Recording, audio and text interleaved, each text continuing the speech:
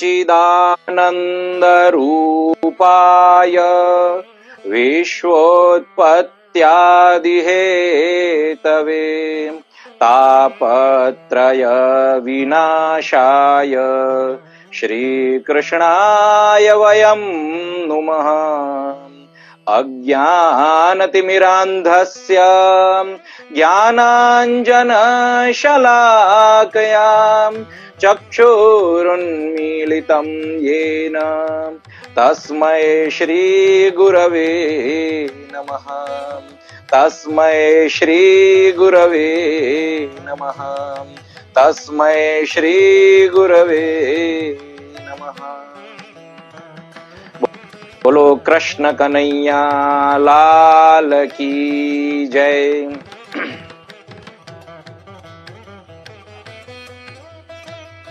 આપણે અત્યારે શ્રીમદ ભાગવતમાં જે ભક્ત પ્રહલાદનું જે ચરિત્ર વર્ણન કરવામાં આવે છે અને એનો એક ભાગ છે કે ભક્ત પ્રહલાદજી ને જ્યારે શુક્રાચાર્ય, એમના જે ગુરુ શુક્રાચાર્ય હતા, એમના જે બે પુત્ર હતા શંડ અને મર્ક, એના દ્વારા જ્યારે વેદોક્ત જ્ઞાન આપવામાં આવતું હતું, ધર્મનું શિક્ષણ જ્યારે આપવામાં આવતું હતું હિરણ્યકશ્યપની સૂચના મુજબ, ત્યારે એને ગ્રહણ ન કરતા પોતે અસુરોના બાળકોને જે શિક્ષણ આપ્યું, જે ઉપદેશ આપ્યો, કે જે ઉપદેશ સાંભળીને અસુર બાળક પોતે અસુર ન રહેતા દેવ જેવા બની જતા, પ્રહલાદજી જેવા બની જતા, એ ઉપદેશનું વર્ણન, એ ઉપદેશનો સત્સંગ આપણે અહીંયા કરીશું. તો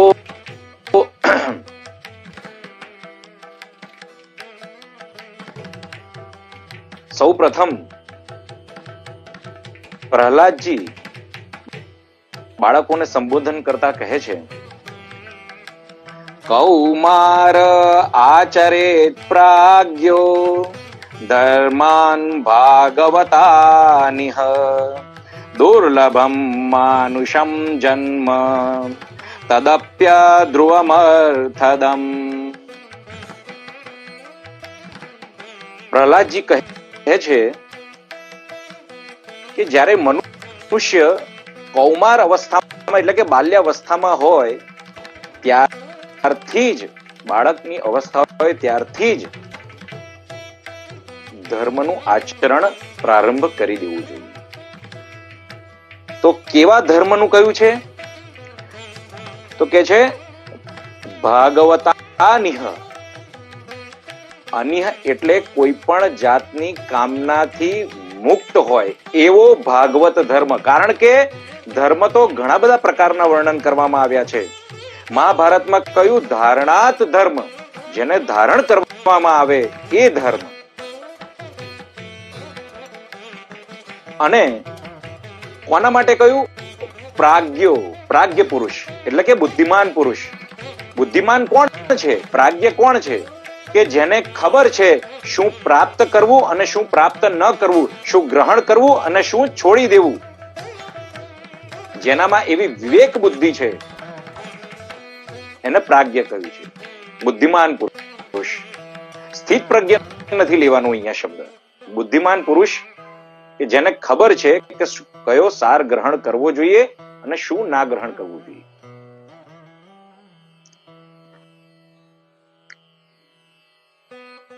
હવે ધર્મની જ્યારે વ્યાખ્યા કરીએ તો ધર્મ તો વેદવ્યાસજીએ એવું પણ કહ્યું કે પરોપકારાય પુણ્યાય પાપાય પરપીડનમ, કે પરોપકાર એ શ્રેષ્ઠ ધર્મ છે અને પરપીડા પહોંચાડવી એ સૌથી મોટો અધર્મ છે. એવું નારદજીને સંબોધન કરતા વ્યાસજી કહે છે. અને શ્રીમદ ભાગવતમાં પણ ધર્મની પરિભાષા અલગ અલગ જગ્યાએ અલગ અલગ રૂપે આપેલી છે. ભીષ્મ પિતામહે યુધિષ્ઠિરને ઉપદેશ કરતા સ્ત્રી ધર્મ, પ્રવૃત્તિ ધર્મ, નિવૃત્તિ ધર્મ, ઘણા બધા ધર્મો સમજાવ્યા. અને એ પ્રમાણે ધર્મનું સ્વરૂપ જે છે એ ઘણું વિશાળ છે, પણ અહીંયા સ્પષ્ટ કર્યું ભાગવતા નિહ, કેવલ ભાગવત ધર્મ. હવે ભાગવત ધર્મની જ્યારે ચર્ચા કરવામાં આવે તો નિમિ રાજાના સત્રમાં જે નવ યોગેશ્વર છે ત્યાં પણ ભાગવત ધર્મની ચર્ચા કરવામાં આવી છે. એકાદશ સ્કંદમાં ભગવાને ઉદ્ધવજીને પણ સમજાવ્યું છે. કહેવાનું તાત્પર્ય અહીં પ્રહલાદજી ભાગવત ધર્મનો જે ઉપદેશ કરી રહ્યા છે એ અસુર બાળકોને લક્ષ્યમાં લઈને, કારણ કે અસુર છે એટલે જેના પ્રાણ આ શરીરમાં જ રમતા હોય, અને બીજી વ્યાખ્યા એવી પણ કરી શકાય કે જે અન્યાયપૂર્વક આજીવિકા ચલાવે છે, પોતાની જાતને કષ્ટમાં નાખીને, અતિશય કષ્ટમાં નાખીને, પોતાની આત્માને અતિશય કષ્ટ આપીને જે આજીવિકા, જે પોતાનું અસ્તિત્વ વહન કરી રહ્યા છે, જે બીજાને પીડા પહોંચી રહ્યા છે, જે બીજાને પીડા પહોંચાડી રહ્યા છે, જેનું ધ્યાન ભગવાનમાં નથી. અજિતેન્દ્રિય. જીતેન્દ્રિય શબ્દ મનુસ્મૃતિમાં બહુ વ્યવસ્થિત રીતે સમજાવવામાં આવ્યો છે કે આપણી જે 5 જ્ઞાનેન્દ્રિય છે અને એનું જે કર્મ છે, સાંભળવું, જોવું, સ્પર્શ કરવો ઇત્યાદિ, એ કાર્યમાં, એના વિષયના જ્ઞાનમાં એ જ્યારે અનુભવતા હોય ત્યારે નૃષ્યતિ ગ્લાયતિ, નથી જેને હર્ષ થતો કે નથી જેને ગ્લાનિ થતી, જેને કોઈ પણ જાતની વખતે ન તો કોઈ વિશિષ્ટ આનંદ આવે છે, વિશિષ્ટ અભિરુચિ, કે નથી આસક્ત થતા, કે નથી એનાથી ઘૃણા કરતા, એવા જે છે પુરુષો એને જીતેન્દ્રિય કહેવામાં આવે છે. તો અહીંયા આ ઉપદેશ જીતેન્દ્રિય લોકો માટે નથી. હા, જીતેન્દ્રિય લોકો વાંચી શકે, સમજી શકે, એને આચરણમાં લઈ શકે, કારણ કે કર્મયોગ અને જ્ઞાન યોગને ભક્તિ યોગની અપેક્ષા છે, એટલા માટે. જ્ઞાન યોગી હોય, જીતેન્દ્રિય હોય, પણ એને ભક્તિ યોગની અપેક્ષા છે, તો એના માટે પણ આ ઉપદેશ આવશ્યક છે. પણ અસુર બાળકોને ધ્યાનમાં લઈને આ વિશિષ્ટ ઉપદેશ કરવામાં આવ્યો છે. તો અહીંયા ફરીથી કહ્યું દુર્લભમ માનુષમ જન્મ. અહીંયા આ રીતે સમજાવ્યું કે મનુષ્ય જન્મ ઘણો દુર્લભ છે. શાસ્ત્રોમાં વર્ણન કરવામાં આવે છે કે મનુષ્ય જન્મ સરળતાથી મળતો નથી. કેટલાય પ્રકારની, નાના પ્રકારની યોનિઓમાં ભ્રમણ કરતા કરતા કરતા એને મનુષ્ય યોનિ મળે છે. અને આપણે તો હિન્દુ વૈદિક સનાતન ધર્મમાંથી આવીએ છીએ, જ્યાં પુનર્જન્મમાં આપણો પૂર્ણ વિશ્વાસ છે. રામચરિત માનસમાં તુલસીજીએ બહુ વ્યવસ્થિત રીતે સમજાવ્યું, બડે ભાગમાં નુષત અનુપાવા, સુર દુર્લભ સબ ગ્રંથ હી ગાવા, સાધન ધામ મોક્ષ કર દ્વારા, પાઈન જેહી પર લોક સવારા. એ જ અહીંયા પ્રહલાદજી કહે છે મનુષ્ય જન્મ દુર્લભ છે, ઘણા ભાગ્યશાળી હોય ત્યારે મનુષ્ય યોની પ્રાપ્તિ થાય. ફરીથી કહ્યું તદપ્ય ધ્રુવમ અર્થદમ, કે આ મનુષ્ય દેહ મળ્યો છે પણ જન્મ થયો છે એટલે મૃત્યુ નિશ્ચિત છે. જાતસ્ય હિ ધ્રુવ મૃત્યુ ધ્રુવમ જન્મ મૃતસ્ય ચ. હવે આપણને ખબર છે મરણ તો નિશ્ચિત છે, તો એ સમયમાં આપણે શું કરવું જોઈએ, આપણો મૂળ ઉદ્દેશ્ય શું હોવો જોઈએ? તો પ્રહલાદજી કહે છે અર્થદમ, ઉત્તમ પુરુષાર્થ. ધર્મ, અર્થ, કામ અને મોક્ષ, આ જે 4 પુરુષાર્થ કયા, એ 4 પુરુષાર્થને આપતો હોવાથી, એ 4 પુરુષાર્થ માટે સિદ્ધિની તક આપતો હોવાથી આ મનુષ્ય જન્મ શ્રેષ્ઠ ગણાય છે. સાધન ધામ મોક્ષ કર ધામા, સાધન ધામ મોક્ષ કર દ્વારા, પાઈ ન જેહી પર લોક સવારા. આ 4 જે પુરુષાર્થ કયા, ધર્મ, અર્થ, કામ અને મોક્ષ, એને આપણે કઈ દિશા આપવાની છે એ અહીંયા સમજાવવામાં આવ્યું છે. વાસ્તવિક રીતે અત્યારે કલિકાલમાં પહેલું અને ચતુર્થ એવું ધર્મ અને મોક્ષ કોઈને આચરણ કરવું નથી. બધાને કામ, અર્થ અને કામ, આ 2 ઉપર જ જેનું ધ્યાન કેન્દ્રિત હોય છે. ધર્મનું ફળ જોઈએ છે પણ અધર્મ કરીને જોઈએ છે. ધર્મનું આચરણ કરવું નથી. મહાભારતમાં અને શાસ્ત્રોમાં કેટલા વિવિધ પ્રકારના ધર્મો બતાવ્યા છે, પણ અહીંયા ધર્મનું સ્વરૂપ અલગ રીતે બતાવવામાં આવ્યું છે. શું કહે છે આપણે સાંભળવાનું છે.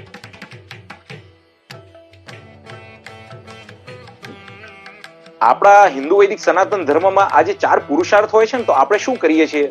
મહાભારતમાં બધામાં શું ઉપદેશ આપવામાં આવે છે કે ધર્મને કેન્દ્રમાં રાખીને ધર્મથી જ અર્થની પ્રાપ્તિ કરવી, ધર્મથી જ કામની પ્રાપ્તિ કરવી અને એનાથી જ મોક્ષની પ્રાપ્તિ થતી હોય છે. પણ જ્યારે કલિકાલે ધર્મના દ્વાર રોકી રાખ્યા છે, જ્યારે આપણે આપણો મૂળ ધર્મ વર્ણાશ્રમ ધર્મ પણ જ્યારે આપણે પાડી શકવા માટે અસમર્થ છીએ, બહુ ઓછા લોકો જેની પર ભગવાનની કૃપા હોય છે વર્ણાશ્રમ ધર્મ પર ચાલી શકતા હોય છે. તો આવી પરિસ્થિતિમાં જ્યારે દેશ અને કાલ જ્યારે અત્યંત વિપરીત ચાલી રહ્યા હોય અને જ્યારે ભાગવતમાં પણ જ્યારે વર્તતે કસ્ય દૂષણમ સહતે નિકટે સ્થિત, ભગવાન પણ જ્યારે આ યુગ ધર્મને કેવલ સાક્ષી માત્રથી જોઈ રહ્યા હોય એવું સ્પષ્ટ ઉલ્લેખ કર્યો હોય, ત્યારે જીવન કેવી રીતે જીવવું? તો ફરીથી કહે છે કે જેટલું પણ આપણને આયુષ્ય મળ્યું છે એમાં આપણે કલ્યાણ માટે શીઘ્ર યત્ન કરવો જોઈએ. તતો યતેતઃ ક્ષેમાય ભયમ આશ્રિતઃ. ભયમ આશ્રિતઃ કોને? જેને ભય લાગ્યો છે ને. ભય કોને લાગે છે? જેને સંસાર પ્રાપ્ત થયો છે એને ભય લાગે છે. ભગવાનના ભક્તોને સંસારથી જ ભય હોય છે, કારણ કે ત્યાં હું અને મારું હોય છે. આવા સંસારથી જેને ભય પામેલા છે એવા ભક્તજનોએ શીઘ્રથી શીઘ્ર પોતાના અભ્યુદય માટે, કલ્યાણ માટે યત્ન કરવો જોઈએ. તો કેવી રીતે પોતાનું અભ્યુદય કેવી રીતે કરવું? તો કે છે શરણાગતિ સ્વીકારી. હવે શરણાગતિ સ્વીકારી તો કોની સ્વીકારવી? તો કે છે યદેશ સર્વભૂતાનામ પ્રિય આત્મેશ્વર સુરિત, કે જે આ સર્વભૂત, આ સર્વલોક, આ સર્વ જગત એનો આત્મા જે છે, જે પ્રત્યુપકારની અપેક્ષા ન રાખીને પણ ઉપકાર કરે છે, જેને તમારા ઉપકારની જરૂર નથી છતાં પણ તમારો શુભ ચિંતક એટલે કે આપણા બધાનો શુભ ચિંતક છે, જે આપણા હૃદયમાં બિરાજીને સર્વસ્વ નિયમન કરી રહ્યા છે, જે સ્થાવર જંગમ વૃક્ષ પ્રાણી દરેક જગ્યાએ અણુ અણુમાં છે એવા ભગવાન. અને એ પ્રિય, બધાને પ્રિય છે અને જીવ એને પ્રિય છે. એવું કોણ છે આ જગતમાં? એવું કોણ છે? તો કે છે યથા હિ પુરુષસ્યેહ વિષ્ણુઃ પાદોપસર્પણમ. એ છે ભગવાન શ્રી વિષ્ણુ. એ છે ભગવાન શ્રી વિષ્ણુ. એના ચરણ કમલનો આશ્રય કરવાનો અહીંયા કહ્યું, એની શરણમાં જાઓ.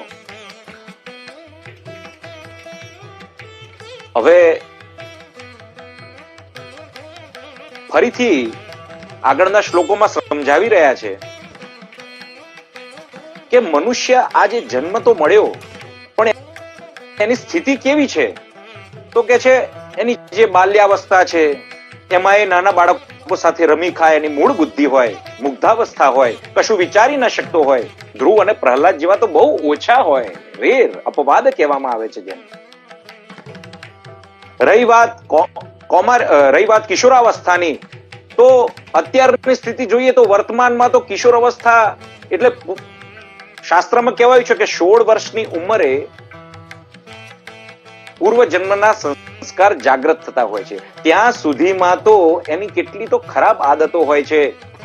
કેવલ ખેલ કૂદમાં જ એનું જીવન વ્યતીત થતું હોય છે. અને આજકાલ જ્યારે આવા સોશિયલ મીડિયા, ફેસબુક અને આવું જ્યારે કોઈ બી સોશિયલ માધ્યમ હોય, એનો સદુપયોગ કરવાની જગ્યાએ એનો દુરુપયોગ જ્યારે થતો હોય, કુસંગ હોય, ત્યારે એની સ્થિતિ તો બહુ ખરાબ હોય, ત્યારે પણ ભગવાન નામ નથી લેવાતું. હવે વૃદ્ધાવસ્થાની વાત આવે છે, તો વૃદ્ધાવસ્થામાં સ્થિતિ કેવી છે? ઇન્દ્રિયો જેની શિથિલ થઈ ગઈ છે, આંખ કાન જીવવા જે વ્યવસ્થિત રીતે કામ નથી કરતા. રામ રામ બોલવાનું હોય ત્યારે આમ બોલાય છે, દાંતો પડી ગયા છે, આંખે જોવાનું બંધ થઈ ગયું છે. જ્યારે આ બધા ધર્મો જો જ્યારે મંદ થઈ ગયા હોય, કર્મેન્દ્રિય જ્ઞાનેન્દ્રિય જ્યારે મંદ થઈ ગઈ હોય, તો પછી મનનો ધર્મ તો ક્યાંથી સ્મરણ કરવાનું ક્યાંથી રહે? અનેક પ્રકારના રોગો, આજકાલ રોગો કેટલા બધા છે, અને એ રોગો થાય પછી પણ મનુષ્ય નામ નથી લેતો. કોઈ પણ જાતનો અસાધ્ય રોગ જ્યારે થાય, ખબર છે કે અસાધ્ય રોગ છે, છતાં પણ એમાંથી બહાર આવવા મથે છે. ભગવાન નામનો આશ્રય જ્યારે નથી લેતો, અને લેવું હોય છતાં પણ લઈ નથી શકાતું. કોઈ ગુરુએ તમને ઉપદેશ કર્યો હોય કે કોઈ મંત્રનો ઉપદેશ કર્યો હોય, તો એ મંત્ર પણ જ્યારે સરળતાથી બોલી નથી શકાતો એના વિશિષ્ટ ઉચ્ચારણના કારણે, ત્યારે એવી સ્થિતિમાં શું કરવું? ત્યારે પ્રહલાદજી કહે છે, હવે રહ્યો ફક્ત ગ્રહસ્થાશ્રમ, યૌવન. જ્યારે મનુષ્યનું યૌવન હોય, જ્યારે એની બધી ઇન્દ્રિયો કાર્યરત હોય, પૂર્ણતયા સક્ષમ હોય, ત્યારે એ ઇન્દ્રિયોનો વિનિયોગ ક્યાં કરવો એ જણાવી રહ્યા. તો ગ્રહસ્થાશ્રમ, તો પણ ગ્રહસ્થાશ્રમમાં પાછું ઘણી બધી બાધાઓ. પહેલું જ તો શું, જીવ સ્તુતિમાં જે પ્રમાણે આવે છે, ગર્ભ બે બાજુએ ફસાય છે. એક બાજુ એને ગર્ભમાં રહેવું નથી, અને બીજી બાજુ એને જન્મ પણ લેવો છે. જન્મ લેવો છે તો જન્મ લેતા પણ ખચકાય છે. કે છે ભગવાનને કે હું જન્મ તો લઉં, પણ ફરી પાછું આ શરીરમાં જેવો જઈશ એવું હું અને મારું. તો હવે કરવું શું? તો આ એ જ કે કહે છે કે જેવો જન્મ લે છે એવો અવિદ્યા કામ અને કર્મથી પીડાય છે. આ મારે રહેવું ભાડાના મકાનમાં, આજે આ શરીર છે એ પારકું છે એવું માનતો નથી. એ શરીરને પોતે માની લે છે, હું આત્માની આ શરીર છું, અને આ શરીર છું એટલા માટે એના નિર્વાહ માટે એને કામ, ઈચ્છાઓ જાગે, અને કામને પૂરું કરવા માટે કર્મ, એના સગા સંબંધી બને, શરીરના બધા સગા સંબંધી બને. એ સ્નેહમાં આપણે બધા ફસાઈએ છીએ. એ સ્નેહના જે સંબંધો છે આપણે સાચા માની લઈએ છીએ. આ મારો પુત્ર, મારી પત્ની, આ મારો દારા, જે બી છે બધું, એ બધા સંબંધોને આપણે સાચા માની લઈએ છીએ.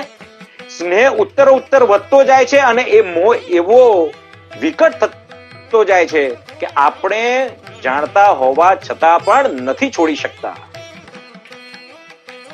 બૃહદારણ્યક ઉપનિષદ અને વેદાંતમાં વારંવાર કહેવામાં આવે છે, અરે વિદ્વાનો ફસાય છે, મોટા મોટા વ્યાકરણાચાર્યો, વિદ્વાનો, વેદાંતીઓ, મોટા મોટા જ્ઞાનીઓ, તપસ્વીઓ, યોગીઓ, આત્મનસ્તુ કામાય સર્વમ પ્રિય ભવતી.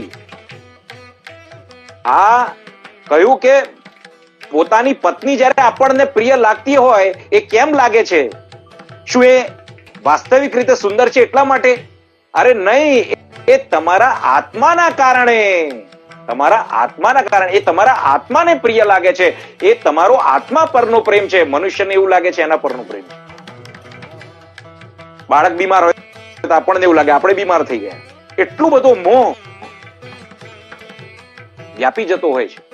આપણું આભા મંડળ જ એટલું મોહગ્રસિત થઈ જતું હોય છે કે આપણે પોતે કશું જ વિચારી શકતા નથી. ભગવાન રામે સંદેશ આપ્યો આ માધ્યમથી. કોઈ દિવસ સોનાનું મૃગલું હોય ના હોય, હોય ના હોય, છતાંય જાનકીજીના કહેવા પ્રમાણે સોનાના મૃગલા પાછળ ભાગે છે અને જાનકીજીનું અપહરણ થાય છે. જો ભગવાન રામ ન વિચારી શકતા હોય તો આપણે કોણ છીએ? મર્યાદા પુરુષોત્તમ જો ન વિચારી શકતા હોય તો આપણે કોણ છીએ? એટલે કહેવાનું તાત્પર્ય, ગૃહસ્થાશ્રમમાં પણ આવી બધી બાધાઓ. અને રહી વાત ધન કમાવાની, તો એ ધન કેવું છે? એ ધન પામવાની આપણી ઈચ્છા કેટલી પ્રબળ હોય છે? તો કહે છે પ્રાણેભ્યોપી ઈપ્સિતઃ, પ્રાણના ભોગે પણ, પ્રાણથી પણ અત્યંત મનુષ્યને સૌથી વધારે પ્રિય શું છે? તો એનો પ્રાણ. અરે એના પ્રાણથી પણ પ્રિય છે આપણને ધન્ય. આપણે આપણા પ્રાણને સંકટમાં નાખીએ છીએ. કેટલાય માણસો, અત્યારે તમે કર્મચારીઓની સ્થિતિ જુઓ, નાઇટ શિફ્ટ કરીને ફર્સ્ટ શિફ્ટ કરવી પડે છે એમને, પ્રાણ સંકટમાં છે. જે શ્રમ વર્ગી છે એમનું જીવન તમે જુઓ. અરે મોટા મોટા પૈસાદારોને એ બી ખબર નથી પડતી સ્ટ્રેસમાં કે કેટલું ભોજન કરવું, મીટિંગોની મીટિંગો. સ્થિતિ તો જુઓ અત્યારે. પોતાના પ્રાણ પણ સંકટમાં નાખીને આપણે ધન મેળવીએ છીએ અને એ ધનનું રક્ષણ કરવામાં પણ એ આગળ શ્રીમદ ભાગવતમાં આવે છે કે એ ધન પણ આ જે ધન છે જે આપણે પ્રાણના ભોગે આપણે અર્જિત કરીએ છીએ એ 15 અનર્થનું કારણ બને છે. 15 એક તો એને સંરક્ષણ કરવાનું, પ્રાપ્ત કરવાનું, સંરક્ષણ કરીને એનું વૃદ્ધિ કરવાનું, એને ક્યાં ખર્ચ કરવાનું, એના કારણે પાછા ઘણા આપણા શત્રુ બને. આપણા માણસો આપણા શત્રુ બને. કોઈને આપ્યો હોય તો પૈસો પાછો લેતા આપણે 10 વખત વિચારવું પડે. જ્યારે આવી બધી સ્થિતિ હોય, એ ધન કેટલાય અનર્થ જ્યારે ઉભા કરતું હોય ત્યારે હે પ્રભુ આપણે કેવી રીતે જીવવું, આ ધન પણ જ્યારે બાધક બની જાય છે. કેટલું કમાવું એ બી ખબર જ્યારે નથી હોતી, કોના માટે કેટલું શું કરવું એ બી જ્યારે જીવને ખબર નથી પડતી. એવો ગૃહસ્થાશ્રમ. અને વર્ષો પહેલા ગિરનાર ગયો હતો, બહુ નાનો, મારી ઉંમર હતી. વ્યાસપીઠ પરથી આ શબ્દ બોલવો હિતાવા નથી, પણ એક નાગા બાવા સાથે મુલાકાત થઈ. સ્કૂલના વિદ્યાર્થીઓ, નાનપણ બાળકના જે બધા નાનપણમાં જે મારા એ વખતે મિત્રો હતા બધા, એ આગળ ચાલતા હતા. હું નાગા બાવાને જોઈને એમની પાસે ગયો. એક વ્યક્તિને એ ઉપદેશ કરી રહ્યા છે કે બૈરીના નાડે બંધાયો એટલે તારી આ સ્થિતિ થઈ. પેલો માણસ ધનથી લોભી નતો થયો, પણ શું શબ્દ વાપર્યો? કામથી દીન બનેલો મનુષ્ય. આજે ઘરમાં તમારું પોતાનું વર્ચસ્વ નથી રહ્યું. કેમ? કામથી દીન બની ગયા છો તમે. ગમે તેટલા તમે સાચા હો, સ્ત્રી માટે તમે એક મૃગલું રમવા માટે, ભોગ ભોગવા માટેનું એક જ્યારે સાધન બની જાઓ છો. આ કેવી સ્ત્રીઓની વાત થઈ રહી છે જેને ખરેખર આચાર વિચાર શું કહેવાય એને ખબર નથી, જેને શાસ્ત્ર શું આજ્ઞા કરે છે ખબર નથી, જેને હિન્દુ વૈદિક સનાતન ધર્મની મૂળ સંહિતા ખબર નથી. લગ્ન વખતે જ્યારે સપ્તપદીના ફેરા ફરવામાં આવે છે ત્યારે સ્ત્રીને એક ઉપદેશ કરવામાં આવે છે પંડિતજી દ્વારા કે પતિની આજ્ઞા મુજબ ચાલવાનું છે. કામની બાબતમાં પણ એ પણ જ્યારે અહીંયા બધું લોપ થઈ ગયું હોય અને જીવ જ્યારે અત્યંત દીન થઈ ગયો હોય ત્યારે ભજવા માટે ગ્રહસ્થાશ્રમ પણ લાયક નથી રહેતો. ત્યારે શું કરવું? પ્રહલાદજી બધું અસુર બાળકોને સમજી રહ્યા છે. કેટલું સૂક્ષ્મ છે, 5 વર્ષનું, આટલા નાની ઉંમરમાં કે જેને પણ આવું જ્ઞાન થયું છે. જ્ઞાન આવું કેમનું થયું છે આપણે પાછળ એ જ આપણે જોઈ રહ્યા છે વિસ્તૃત.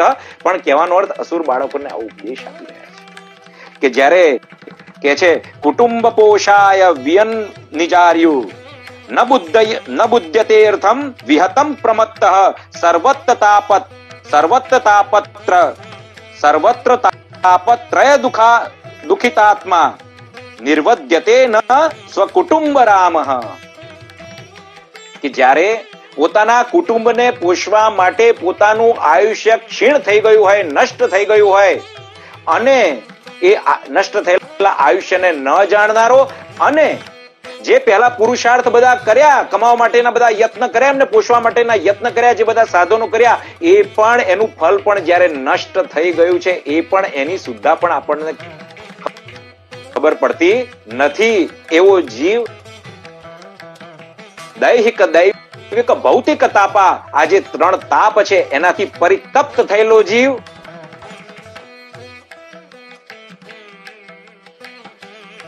નિર્વદ્યતે, એને વૈરાગ્ય થતો નથી. કેમ? સ્વ કુટુંબ રામ, કુટુંબ મેં હી રમણ કરને વાલા. એમાં જ જેને પ્રેમ થઈ ગયો છે, મોહ થઈ ગયો છે આ કુટુંબ. ઘણા લોકો તો પાછું પોતાનું કે અમારો પરિવાર આમ તેમ, ઓહો, માણસો ભેગા થાય એટલે ગાંડા થઈ જાય. સાવધાન, ઉંમર તો જુઓ તમારી, સાવધાન, ક્યાં જઈ રહ્યા છો? શ્રીમદ ભાગવતમાં આગળ આવે છે કે લોક અને વેદ, આવી રીતે આજે લૌકિક જે આપણું જે છે, જો તમને કોઈના લગ્નમાં જવામાં કે પછી મોટા મોટા અવસરોમાં પણ જવાનો વિચાર ધીરે ધીરે મંદ થતો જાય ને, થોડો વૈરાગ્ય જન્મે ને, તો સમજવાનું કે આ પ્રભુની કૃપા છે. મોટા વિદ્વાનો આજે મારે બેસણું છે, જવું છે, મોટા મોટા વ્યાકરણાચાર્યો, આજે મારે બેસણું છે, જવું છે. અરે ભાઈ, તમારી ઉંમર જુઓ. લોક અને વેદ, વેદનું પાલન કરવાનું છે, પણ ઉપેક્ષા રાખવાની કેમ કઈ એ પણ પ્રહલાદજી સમજાવે છે આગળના શ્લોકમાં. પણ અહીંયા જ્યારે વૈરાગ્ય નથી થતો એની પર દુઃખ પ્રગટ કરે છે. ફરીથી કે છે, યતો ન કશ્ચિત ક્વચક કુત્રચિદ્વા દીનઃ સ્વમાત્મા નમલમ સમર્થ. પોતાને સ્ત્રીઓના હાથમાંથી છોડાવવા માટે કોઈ પણ જગ્યાએ કે કોઈ પણ કાળમાં પણ સમર્થ ન થતો એવો મનુષ્ય શું કે છે? તો કે છે ક્યાં જાઓ? હવે નારાયણની શરણે જાઓ. ઉપેત નારાયણમ આદિદેવમ સમુક્ત સંગૈ ઋષિતોપવર્ગ. નારાયણની શરણે જાઓ. અને પ્રહલાદજી નાના છે એટલે પાછા કે છે આવું જ મુક્ત સંગી, એટલે કે જે મહાત્માઓ છે એ પણ આવું જ કહી રહ્યા છે. જેણે સંસારના નાશ માટે મોક્ષ રૂપી સાધન અપનાવ્યું છે, કે જેણે ભક્તિ રૂપી સાધન અપનાવ્યું છે, એ પણ નારાયણની શરણે જ જવાનું કહે છે. એમ પ્રહલાદજી સંબોધન કરતા કહે છે, રેફરન્સ સંદર્ભ આપે છે, નારાયણની શરણે જાઓ. હવે એ વખતે પાછા અસુર બાળકોને એવું થાય, અમે તો અસુર બાળકો છીએ, ઉંમર અમારી નાની છે, અમને તો નારાયણ શું એમને કઈ ખબર પડે નહીં, અમારે કેમનું ભજવું, પરમાત્માને ભજવા કેમ ના, અમે કેમ ના ભજી શકીએ? કારણ કે શાસ્ત્રોમાં વર્ણન આવ્યું છે ને કે ભગવત પ્રાપ્તિ સરળ નથી. એટલે એના ઉત્તર આપી રહ્યા હોય એવી રીતે કહે છે. નયચ્યુતમ પ્રીણયતો બહવા યાસો સુરાત્મજાહ. કે ભગવાનને પ્રસન્ન કરવાથી તમને આગળ બહુ પરિશ્રમ થશે નહીં, ચિંતા ન કરો. હવે આ કેવી રીતે સમજાવે છે તમે વિચાર કરજો. ભગવાનને પ્રસન્ન કરશો, એક વખત પ્રસન્ન થઈ જશે પછી બહુ ચિંતા કરવા જેવું નથી. એને કેવી રીતે સુંદર રીતે સમજાવે છે. ભગવાનનું સ્થૂલ સૂક્ષ્મ વિરાટ સ્વરૂપ આખું સમજાવે છે થોડાક શ્લોકોમાં. મૂળ 28 કુલ 28 શ્લોકો છે, એમાંથી થોડાક શ્લોકોમાં ઘણું બધું કહી દે છે. કહે છે કે ભગવાનનું જે સ્વરૂપ છે એ કેવું છે, તો એ કણે કણમાં છે. એને કેવી રીતે સમજાવે છે? તો કહે છે કે આ પંચ મહાભૂતોમાં તો છે જ, એનાથી ઉપર અવ્યક્તમાં છે, એનાથી ઉપર જેમાં શોભિક થયો છે અને જે મહતત્વ ઉત્પન્ન થયું છે એ મહતત્વમાં છે, અને જેમાં ગુણોની સામ્યાવસ્થા વાળી જે પ્રકૃતિ જે ન્યુટ્રલ રહે છે એ પ્રકૃતિમાં પણ ભગવાન છે. તત્વથી બહુ સમજવા જેવું છે. હું જયારે બોલી રહ્યો છું ત્યારે ઘણો ગહન અધ્યયન અને સમજ્યા પછી આમ નીકળી રહ્યું છે. ભગવાનની કૃપા છે, અહંકાર નથી, ભગવાનની કૃપા છે, વેદાંતનો ભાગ છે. ફરીથી કહે છે કે માયાથી દ્રશ્ય અને દ્રષ્ટા સ્વરૂપે દર્શાવી શકાય એવા છે. હવે પાછું આ દ્રશ્ય અને દ્રષ્ટા શું? એટલે સર્વભૂત ના આત્મા, દરેકના હૃદયમાં રહેલા પરમાત્મા એ દ્રષ્ટા છે, જેને વેદાંતની ભાષામાં, ઉપનિષદની ભાષામાં પ્રત્યેક આત્મા કહેવાય. અને દ્રશ્ય સ્વરૂપે કંઈ પણ જે પણ આપણે જોઈ રહ્યા છે દેહાદી રૂપે, જે પણ કોઈ પણ subject it is, whether it is, એ દ્રશ્ય રૂપે પણ ભગવાન છે. ફરી પાછા એવું કહ્યું કે આ તો દર્શાવી શકાય એવા છે, પણ વાસ્તવમાં એમનું જે મૂળ મૌલિક સ્વરૂપ જે છે એ ભેદ રહિત છે, નિર્વિકલ્પ, ભેદ રહિત. 3 ગુણોથી પર, 3 અવસ્થાઓથી પર, નિર્ગુણ બ્રહ્મ સ્વરૂપ, સગુણ બ્રહ્મ સ્વરૂપ, સગુણ પરમાત્માનું પરબ્રહ્મ સ્વરૂપ. અને ભેદ છે તો કઈ રીતે? બ્રહ્મેતિ પરમાત્મેતિ ભગવાનિતિ શબ્દતે. જેને યોગીઓ પરમાત્મા તરીકે જાણે છે, જેને ભગવાનના ભક્તો ભગવાન તરીકે જાણે છે, જેને જ્ઞાની પ્રાણીઓ બ્રહ્મ તરીકે જાણે છે.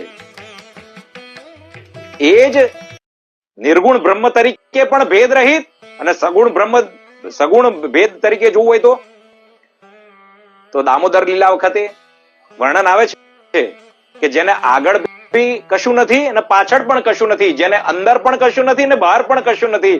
અરે જેને પોતે એનો અર્થ કેવી રીતે સમજવાનો? ઘણા ચિંતન પછી સમજવામાં ભગવાન કૃપા કરે છે કે જે પોતે જગત છે અને જગત રૂપ બનીને આવે છે એને શું હોય. બીજી રીતે સમજીએ તો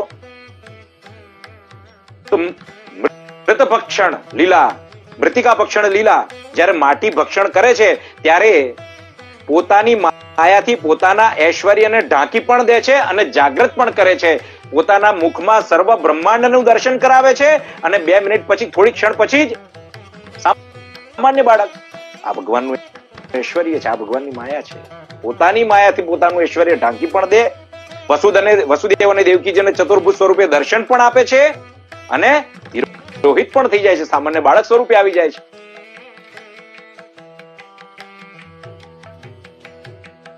અને ફરીથી કહ્યું આનંદ સ્વરૂપ પરમાત્મા.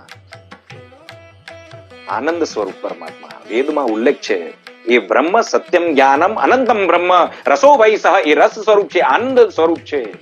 અને તુલસીદાસજી એને બહુ સુંદર રીતે સમજાવે છે ચોપાઈમાં. એક અનીહ અરૂપ અનામા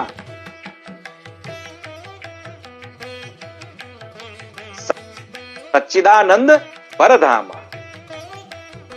સચ્ચિદાનંદ સ્વરૂપ ઈશ્વર, વ્યાપક વિશ્વ રૂપ ભગવાન, તેહિ ધરી દેહ કૃત નાના.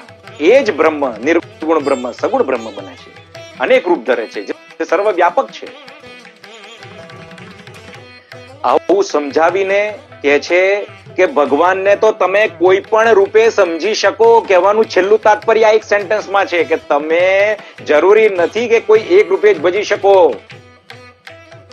વલ્લભાચાર્યજી પુષ્ટિ માર્ગના પ્રવર્તક, એ પણ એ કે છે સર્વદા સર્વ ભાવેન ભજનીયો વ્રજાધિપ.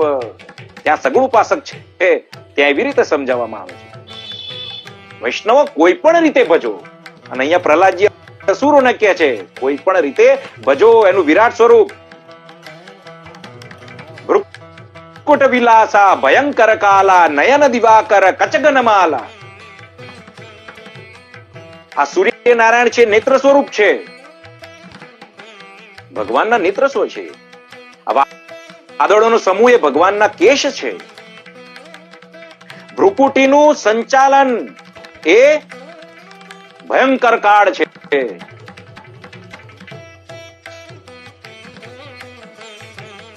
અપર લોક અંગ વિશ્રામા, જેટલા પણ લોક છે એ બધા જ ભગવાનના એક એક અંગ છે. તમે ભગવાનને એવી રીતે પણ સ્મરણ કરી શકો. રસ્તામાં જાઓ, ગમે તેવી બુદ્ધિ હોય, અરે આ પર્વત, ઓહો પર્વત, આ તો ભગવાનનું સ્વરૂપ છે, ભગવાનની અસ્થિ કઈ છે, આ તો એવું વિચારી શકાય. આગળ પણ આવે છે. એટલે ટૂંકમાં કહેવાનું આ જ કે તમે કોઈ પણ રીતે ભગવાનને ભજી શકો. ભગવાનનું ચતુર્ભુજ સ્વરૂપ હોય, વિભુજ સ્વરૂપ હોય, સૂક્ષ્મ સ્વરૂપ હોય, સ્થૂળ સ્વરૂપ હોય, જે પણ સ્વરૂપ હોય, આપ ભગવાનને યેન કેન પ્રકારે ભજો, એમની શરણમાં જઈને, એમ કહેવાનું તાત્પર્ય છે. અને પછી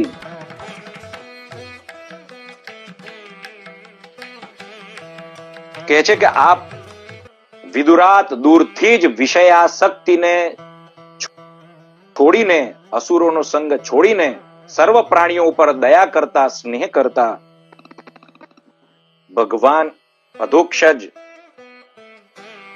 પ્રસન્ન થાય, વિષ્ણુ પ્રસન્ન થાય, એ રીતે એમની શરણમાં જાઓ.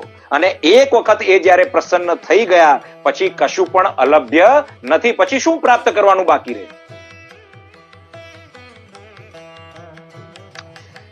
ત્યાં સુધી એમણે કહી દીધું પ્રહલાદજીએ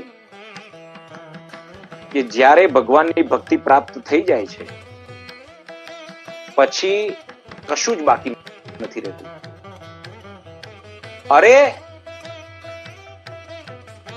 એમને કૈવલ્ય કૈવલ્ય મોક્ષ પણ નથી જોઈતું. કૈવલ્ય મોક્ષ એટલે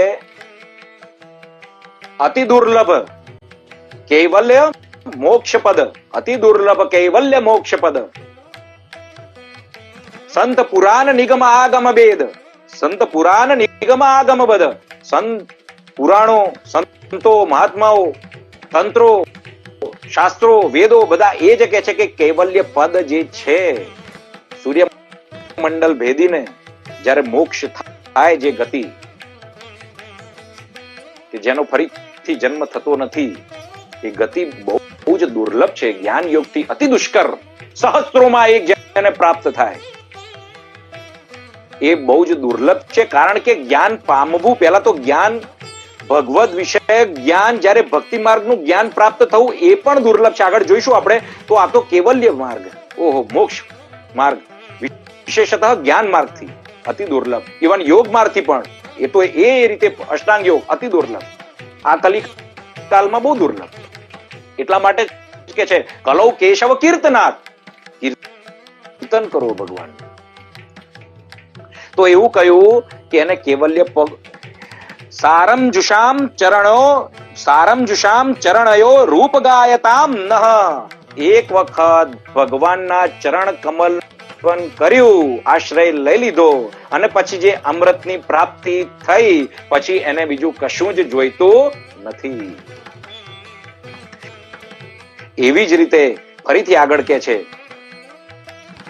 પ્રશ્ન થાય, અસુર બાળકો પ્રશ્ન કરે કે આ ષંડ અને મર્ક છે, શુક્રાચાર્યના પુત્રો, એ તો અમને વેદોક્ત ધર્મ જ શીખવાડી રહ્યા છે ને, અને વિશેષતઃ આ જે ત્રણ પુરુષાર્થ, ધર્મ, અર્થ અને કામ, એ તો વેદમાં કહેલો છે, તો એનો નિષેધ કેમ તમે કહો છો? એને કઈ રીતે તમે માનો છો? એને કઈ રીતે તમે ગ્રહણ કરવાનું કહો છો? તો પ્રહલાદજી અહીંયા એ જ સમજાવે છે, મન્યે તદેતદખિલં નિગમસ્ય સત્યમ સ્વાત્માર્પણમ સ્વસુહૃદ પરમસ્ય પુંસઃ. કે એ જે ધર્મ, અર્થ અને કામ, એનાથી ઉત્પન્ન થતા જે ધર્મો છે કે આજીવિકા છે, એ ત્રણ ગુણોથી આવૃત થયેલી છે. એટલે કે ત્રણ ગુણોથી બનેલી વેદમાં કહેલી છે, ત્રણ ગુણોથી જન્ય છે. અને એટલા માટે એ સીધે સીધા ભગવાનને પ્રાપ્ત નથી કરાવતી, કેવલ તમારો અસ્તિત્વનો નિર્વાહ કરે છે.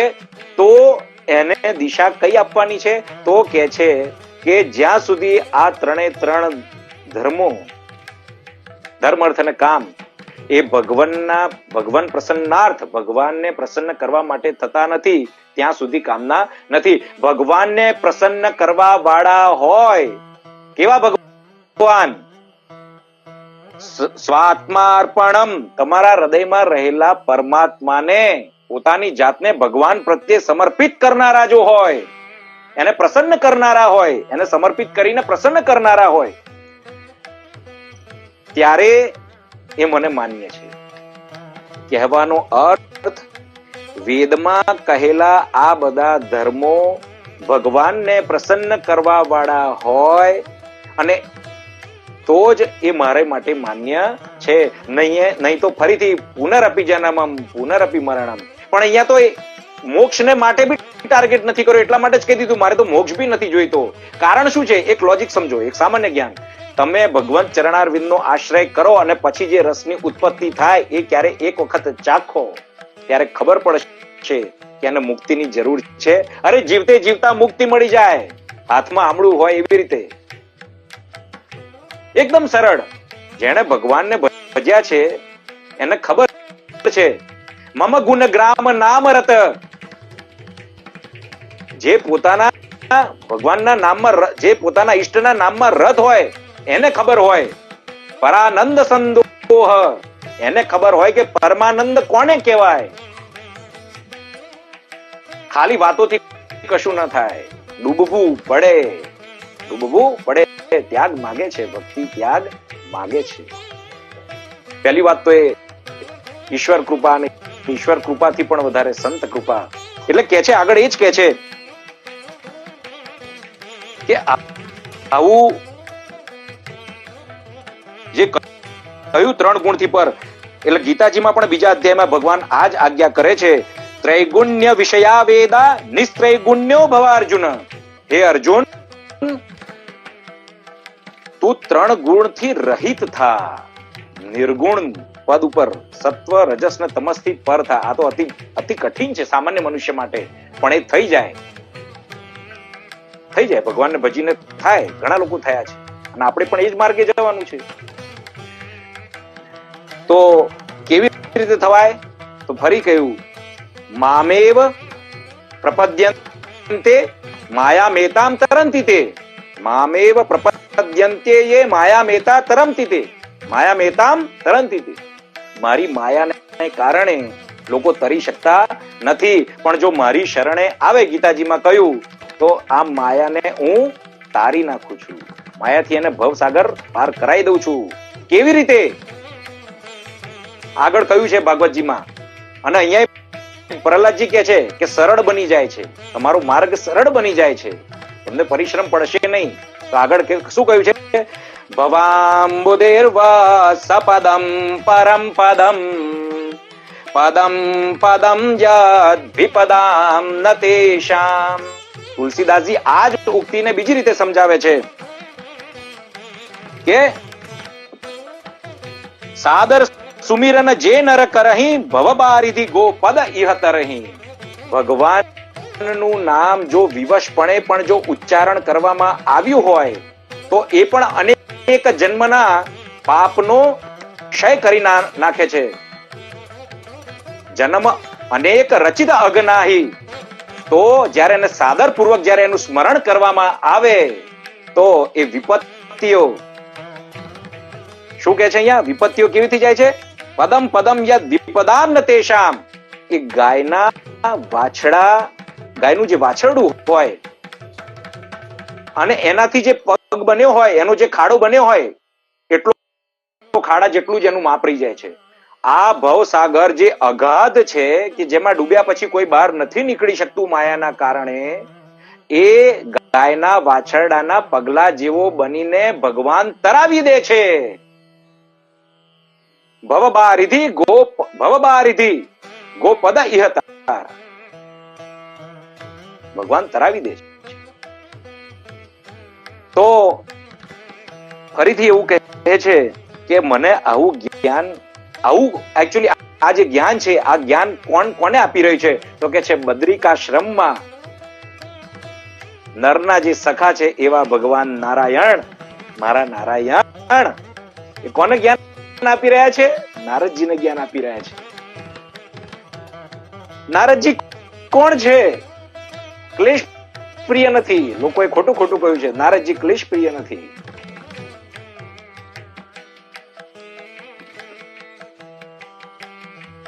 અગ્રણીર યોગ ભાસ્કર, સદા શ્રી કૃષ્ણ દાસાનામ અગ્રણીર યોગ ભાસ્કર. ભક્તિ માર્ગમાં જે યોગ ભાસ્કર, જે સૂર્ય સમાન છે, અને સદા શ્રી કૃષ્ણ દાસાનામ, જે ભગવાન કૃષ્ણના દાસ છે. તુલસીદાસજી એ જ કે છે કે આવું જ્ઞાન કોણ આપી શકે? હેતુ રહિત જગ જુગ ઉપકારી, તુમ તુમાર સેવક અસુરારી. આ જગતમાં બે જ જણ છે જે નિષ્કામ પૂર્વક, નિસ્વાર્થ પૂર્વક આવું જ્ઞાન આપી શકે. એક તમે નારાયણ અને એક તમારો સેવક. બાકી કોઈ આવું જ્ઞાન આપી શકે નહીં. બધાને સ્વાર્થ છે. આજે બધા જ ફસાયેલા છે. અને આ જ્ઞાન આપે પણ એ પ્રાપ્ત ક્યારે થાય? તો શું કે છે? એકાંતિનામ ભગવતસ્તદ કિંચનાનામ પાદારવિંદ રજસા પ્લુત દેહિનામ સ્યાત. એકાંતિનામ, જેનો અંત એકમાં જ થાય છે એવો અનન્ય ભક્ત, અને એ પણ કેવો? અકિંચન, જેનું ધન કેવલ અને કેવલ પરમાત્મા શ્રી કૃષ્ણ છે, પરમાત્મા છે, વિષ્ણુ છે, નારાયણ છે. એવા ભક્તો ની ચરણ રજમાં આડોટીએ, એનાથી સ્નાન કરીએ. કહેવાનો અર્થ, એ ભક્તોની સેવા કરીએ. જન્મ જન્મમાં કેટલી સેવા કરી હોય ક્યાંય ક્યાંય રખડ્યા હોય, કેવા કેવા અનુભવ પ્રાપ્ત કરાવ્યા હોય, કેટલા સત્સંગ થયા હોય, કેટલા કડવા અનુભવ થયા હોય, એ કડવા અનુભવને સકારાત્મક રીતે સહન કરવાનું જેણે સામર્થ્ય આપ્યું હોય, દરેકમાં પરમાત્માને જોવાનું, દર્શન કરવાનું જેણે બુદ્ધિ આપી હોય, સામર્થ્ય આપ્યું હોય, જ્ઞાન આપ્યું હોય, એવા ભક્તોની સેવા જ્યારે આપણે કરી હોય, એમનો સંગ પ્રાપ્ત થયો હોય અને જ્ઞાન ટક્યું હોય, ત્યારે આવું જ્ઞાનમાં આપણે ડૂબી રહીએ છીએ અને એ જ્ઞાન વર્ણન કરી શકીએ છીએ, ત્યારે ભગવાન આપણને આવું જ્ઞાન આપતા હોય છે. એટલે જ્ઞાન આપણને ભગવાન નારાયણના ચરણ કમલ તરફ જ લઈ જાય અને આપણી બધાની શુભ ગતિ થાય. આપણા હૃદયમાં ભક્તિ હંમેશા નિત્ય નિરંતર વધતી રહે. ભક્તિ માર્ગમાં એવું કહેવાય છે, જો દ્વૈતથી જોઈએ તો હું તારો એવું કહેવાય, અદ્વૈતથી જોઈએ આત્મા જ પરમાત્માનું સ્વરૂપ છે, બધું જ ગ્રાહ્ય છે. ડોંગરીજી મહારાજ વારંવાર કહેતા કે બંને માર્ગ છે, એમાં ભેદ કરવો જોઈએ નહીં. સરળ માર્ગ ભક્તિ માર્ગ છે ને, વસ્તુતઃ ઘણા લોકોને એવું લાગતું હોય છે કે આ પરમાત્મા મારો છે, આ કૃષ્ણ મારો છે, અને એ દ્રષ્ટિથી જોવે છે એટલે એને સરળ લાગતું હોય છે, પ્રેમ ઉભો થતો હોય છે.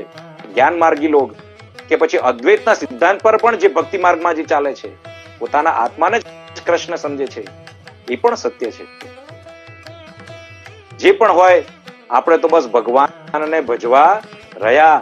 એ પણ કહ્યું છે ભાગવતમાં, મને જાણીને કે ન જાણીને જે ભજે છે, જાણ્યા પછી પણ ભજવાનું છે અને ન જાણતો હોય એવો અમૂળ પણ મને ભજે છે, બંનેની એક જ ગતિ કઈ છે. એટલે આજનો સત્સંગ અહીંયા ભગવત ચરણોમાં સમર્પિત કરીને આપણે બધા ફરીથી ભવિષ્યમાં નિત્ય સત્સંગ આપણને આવો પ્રાપ્ત થાય એટલા માટે આપણે હંમેશા ભગવાનના ચરણોમાં અભ્યર્થના કરીશું. અને પ્રહલાદજી છેલ્લે કહે છે કે મને જે આ જ્ઞાન છે એ નારદજી દ્વારા પ્રાપ્ત થયું હતું, માની ગર્ભમાં હતો ત્યારે.